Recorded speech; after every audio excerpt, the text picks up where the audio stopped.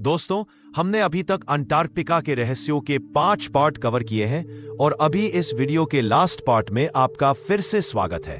चलिए कंटिन्यू करते हैं। दिसंबर 1, 1959 को जब शीत युद्ध अभी शुरू ही हो रहा था, 12 राष्ट्र वॉशिंगटन डीसी में एक संधि पर हस्ताक्षर करने के लिए एक साथ आए, जिसने अंटार्कटिका के भविष्य को बदल दिया। इन देशों में संयुक्त राज्य अमेरिका, सोवियत संघ और यूनाइटेड किंगडम शामिल थे, जो सभी 1957 के अंतर्राष्ट्रीय भूभौतिकीय वर्ष के दौरान वैज्ञानिक अनुसंधान में शामिल थे।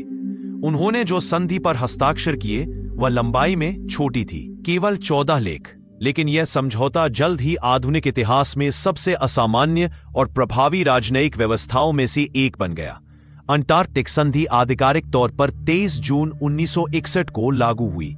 इसने घोषणा की कि 60वें समानांतर के दक्षिण में पूरे महाद्वीप का उपयोग केवल शांतिपूर्ण उद्देश्यों के लिए किया जाएगा। सैन्य गतिविधि पर प्रतिबंध लगा दिया गया था, साथ ही परमाणु परीक्षणों और रेडियोधर्मी कचरे के डंपिंग पर भी।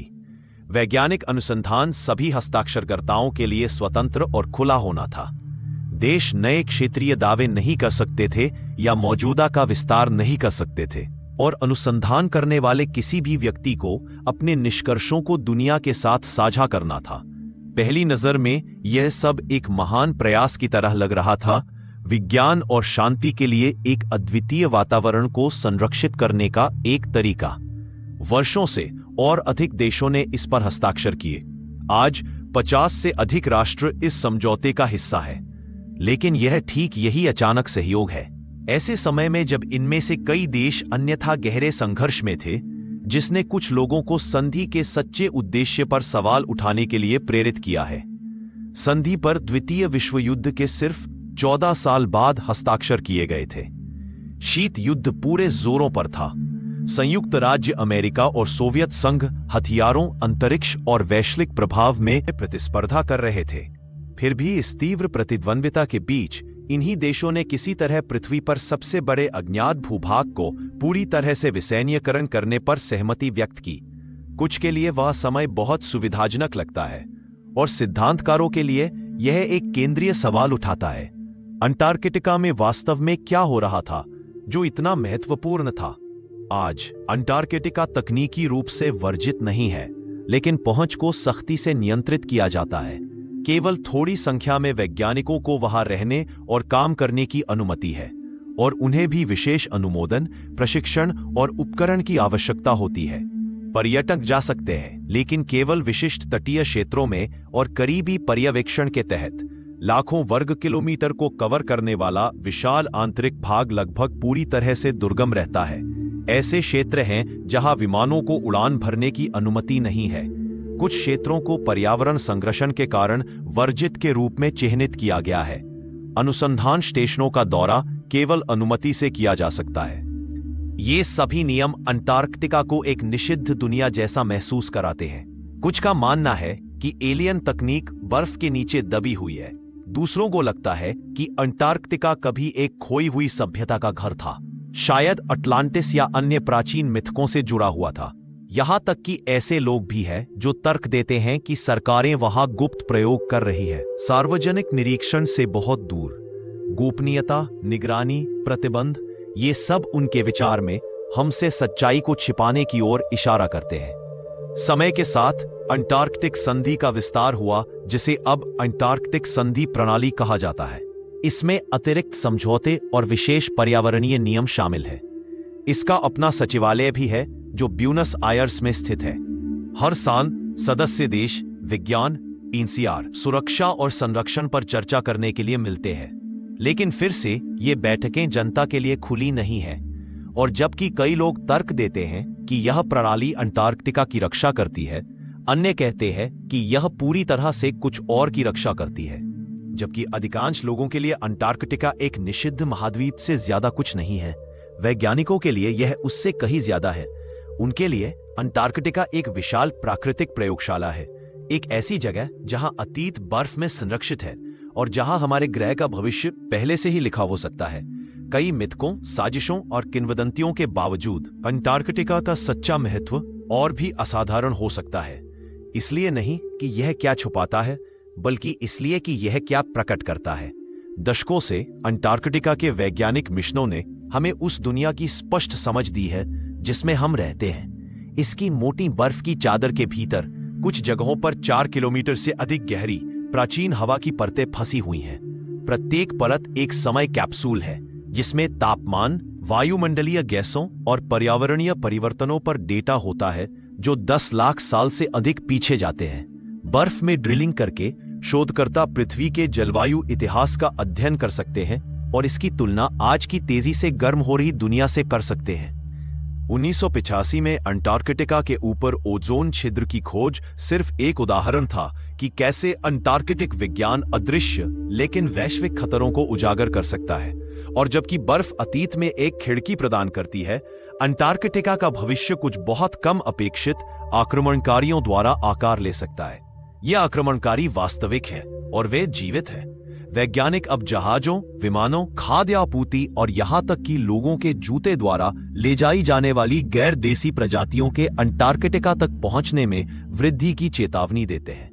एक अकेली घरेलू मक्खी जो एक शोध पोत पर घुस जाती है या एक जैकेट से चिपका हुआ एक बीज एक गंभीर जैव सुरक्षा खतरा बन सकता है। 2014 में ऑस्ट्रेलिया के डेविस स्टेशन पर एक हाइड्रोपोनिक सुविधा पर एक छोटी विदेशी प्रजाति, एक कोलंबी या स्प्रिंग टेल द्वारा हमला किया गया था। इन अकशेरुकी को महाद्वीप के उस हिस्से में कभी नहीं देखा गया था। वे गर्म, नम वातावरण में जल्दी से गुना हो गए और पानी की सतह पर तैरते हुए पाए गए। वैज्ञानिकों ने तुरंत प्रतिक्रिया दी। पूरी सुविधा को बंद और निष्फल कर दिया गया और अंततः साइट से हटा दिया गया। इसे एक वायरल प्रकोप की तरह माना गया। इस नाजुक पारिस्थितिकी तंत्र में सबसे छोटा घुसपैठिया भी अप्रत्याशित क्षति का कारण बन सकता है।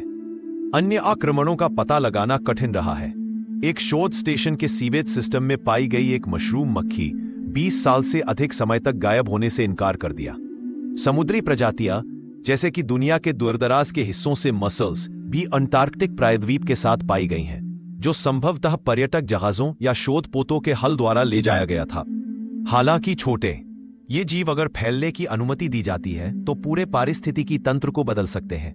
गर्म तापमान के साथ अंटार्कटिका के बाहरी किनारों को पिघलने के साथ बर्फ द्वारा एक बार संरक्षित कई क्षेत्र जल्द ही मनुष्यों और कीटों के लिए सुलभ हो सकते हैं। वैज्ञानिकों के लिए ये जैविक घुसपैठ सिर्फ व्यावहारिक समस्याएं नहीं है, वे चेतावनी है। अंटार्कटिका में जीवन का संतुलन नाजुक है, जो लाखों वर्षों के अलगाव में विकसित हुआ है और अब वह अलगाव टूट रहा है। शोधकर्ता नए लोगों द्वारा बाहर निकाले जाने से पहले देसी प्रजातियों को दस्तावेज करने के लिए समय के खिलाफ दौड़ रहे हैं। अंटार्कटिका पृथ्वी पर औद्योगिक विकास से अछूती अंतिम जगह हो सकती है, लेकिन वह सुरक्षा अब गारंटी नहीं है। कुछ शोधकर्ताओं ने यह भी सुझाव दिया है कि गैर देसी जीवन का आक्रमण एक बहुत व्यापक सवाल का सुराग दे सकता है। जब दो पारिस्थितिकी तंत्र या दो दुनिया टकराते हैं तो क्या होता है? इस अर्थ में अंटार्कटिका में विदेशी जीवों का आगमन विदेशी जीवन के सिद्धांतों के पीछे की जिज्ञासा को दर्शाता है। जब वैज्ञानिक विदेशी प्रजातियों की बात करते हैं तो उनका मतलब अन्य ग्रहों के प्राणियों से नहीं होता है, लेकिन अवधारणा बहुत दूर नहीं है। ये जीव अज्ञात है, बाहर से आ रहे हैं, अप्रत्याशित तरीकों से पर्यावरण को बदल रहे हैं। जैसे जैसे अंटार्कटिका गर्म होता है और अधिक सुलभ हो जाता है, महाद्वीप एक नए चरण में प्रवेश कर रहा है। पर्यटन बढ़ रहा है, आपूर्ति मार्ग बढ़ रहे हैं। जिन बाधाओं ने कभी इसकी रक्षा की थी, कड़वी ठंड, हिंसक समुद्र, सरासर दूरदर्शिता कमजोर होने लगे हैं। विज्ञान के लिए इसका मतलब समान माप में अवसर और खतरा है। एक और बड़ा सवाल जो वैज्ञानिक इस छिपे हुए महाद्वीप पर जवाब देने की कोशिश कर रहे हैं, वह पूरे ग्रह के लिए सबसे महत्वपूर्ण हो सकता है। पिछली शताब्दी में औसत वैश्विक तापमान एक खतरनाक दर से बढ़ गया है, लेकिन कुछ जगहों ने अंटार्कटिका जितना गहराई से इस बदलाव को महसूस किया है। अंटार्कटिक प्रायद्वीप विशेष रूप से पृथ्वी पर कहीं और की तुलना में तेजी से गर्म हो रहा है। कुछ क्षेत्रों में पिछले 50 वर्षों में तापमान में लगभग 3 डिग्री सेल्सियस की वृद्धि हुई है। नतीजतन ग्लेशियर पीछे हट रहे हैं, समुद्री बर्फ हर साल पहले पिघल रही है और पूरे बर्फ के शेल्फ ढहने लगे हैं। ये परिवर्तन सिर्फ स्थानीय नहीं है, वे वैश्विक है। अंटार्कटिका अपनी मोटी बर्फ की चादरों में दुनिया के 90% ताजे पानी को रखता है। अगर ये बर्फ पिघलती है तो दुनिया भर में समुद्र का स्तर बढ़ जाएगा।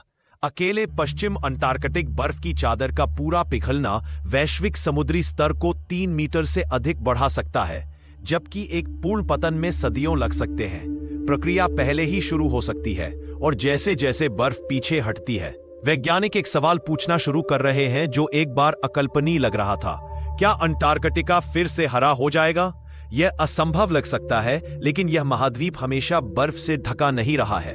लगभग 100 मिलियन साल पहले डायनासोर के युग के दौरान अंटार्कटिका एक गर्म और जंगल वाली भूमि थी। जीवाश्म रिकॉर्ड बताते हैं कि महाद्वीप ने एक बार पेड़ों, फर्न और यहां तक कि जंगल की आग के साथ समृद्ध पारिस्थितिकी तंत्र का समर्थन किया था। आज की मोटी बर्फ की परतों के नीचे प्राचीन नदियों, घाटियों और पूरे परिदृश्यों के अवशेष समय में जमे हुए हैं। यदि दुनिया अपनी वर्तमान दर पर गर्म होना जारी रखती है तो अंटार्कटिका के कुछ हिस्से, खासकर तटरेखा, धीरे धीरे उन शुरुआती स्थितियों में वापस आ सकते हैं। कुछ वैज्ञानिकों का मानना है कि इस सदी के अंत तक गर्म तापमान और बढ़ी हुई वर्षा महाद्वीप के किनारों के साथ घास के मैदानों और कठोर पौधों को बढ़ने की अनुमति दे सकती है। ब्लूग्रास जैसी आक्रामक प्रजातियों को पहले ही प्रायद्वीप पर देखा जा चुका है और जेंटू पेंगुइन की कॉलोनियां, जो हल्के परिस्थितियों को पसंद करती है, दक्षिण में दूर जाने लगी है। अगले 200 वर्षों में विशेषज्ञ सुझाव देते हैं कि कुछ क्षेत्र, विशेष रूप से तट के पास, सीमित कृषि का समर्थन करने के लिए पर्याप्त हल्के हो सकते हैं। जौ, आलू और चराई वाले जानवर सावधानी से चुने गए स्थानों में छोटे बढ़ते मौसम में जीवित रह सकते हैं। वैज्ञानिकों के अनुसार यह भी संभव है कि छोटे मानव उपनिवेश एक दिन पूरी तरह से आयातित भोजन पर भरोसा किए बिना वहां मौजूद हो सकते हैं। हालांकि इस संभावित हरियाली की एक कीमत है। बर्फ की चादरों का पिघलना पृथ्वी की जलवायु प्रणालियों को नाटकीय रूप से बदल देगा। बढ़ते समुद्र दुनिया भर में तटीय शहरों को धमकी देंगे। लाखों वर्षों तक अलगाव में जीवित रहने वाले पारिस्थितिकी तंत्र नई प्रजातियों से अभिभूत हो सकते हैं। और बहुत परिदृश्य जो वैज्ञानिकों को अंटार्कटिका की ओर आकर्षित करते हैं, अछूता जंगल, जमी हुई चुप्पी, हमेशा के लिए खो सकते हैं। अंटार्कटिका की चरम स्थितियां, जिसमें इसकी महीनों की अंधेरे और कम सौर कोण शामिल है, चरम वार्मिंग के तहत भी क्या संभव है इसे सीमित करना जारी रखेंगे। महाद्वीप के अधिकांश हिस्से के लिए, विशेष रूप से गहरे अंतर्देशीय, ये पारंपरिक खेती या दीर्घकालिक बस्तियों जैसी किसी भी चीज का समर्थन करने के लिए बहुत ठंडा, बहुत शुष्क और बहुत अंधेरा रहेगा। लेकिन इसके किनारों के साथ, जहां सूरज लंबे समय तक चमकता है और तापमान अधिक बढ़ता है, जीवन वापस आना शुरू हो सकता है।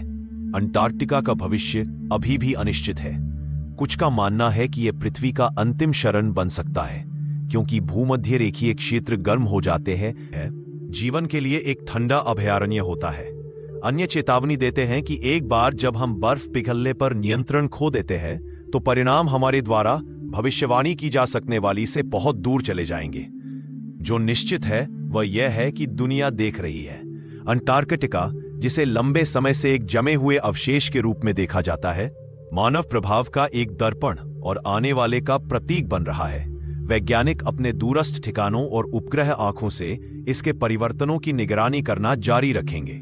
न केवल हमारे अतीत के, बल्कि हमारे भविष्य के सुराग के लिए बर्फ की खोज करेंगे। निषिद्ध महाद्वीप अब इतना चुप नहीं है जितना एक बार था। इसके ग्लेशियर टूट रहे हैं, इसका मौसम बदल रहा है और इसके रहस्य पिघलना शुरू हो रहे हैं। जब तक बर्फ पूरी तरह से प्रकट नहीं करती कि उसने क्या छिपाया है, अंटार्कटिका अंतिम महान अज्ञात बना हुआ है। खामोशी, विज्ञान और संदेह की भूमि। यदि इस यात्रा ने आपके अपने सवाल या सिद्धांत जगाए हैं तो उन्हें कमेंट में बताएं, और यदि आप मानते हैं कि अधिक लोगों को अंटार्कटिका के रहस्यों की खोज करनी चाहिए तो वीडियो को लाइक करें और अपने दोस्तों के साथ शेयर करें। दोस्तों, आपने पिछले पार्ट्स नहीं देखे तो देख लीजिए। और आज के लिए बस इतना ही। चैनल को सब्सक्राइब नहीं किया तो कर लीजिए। मिलते हैं नए टॉपिक के साथ नेक्स्ट वीडियो में।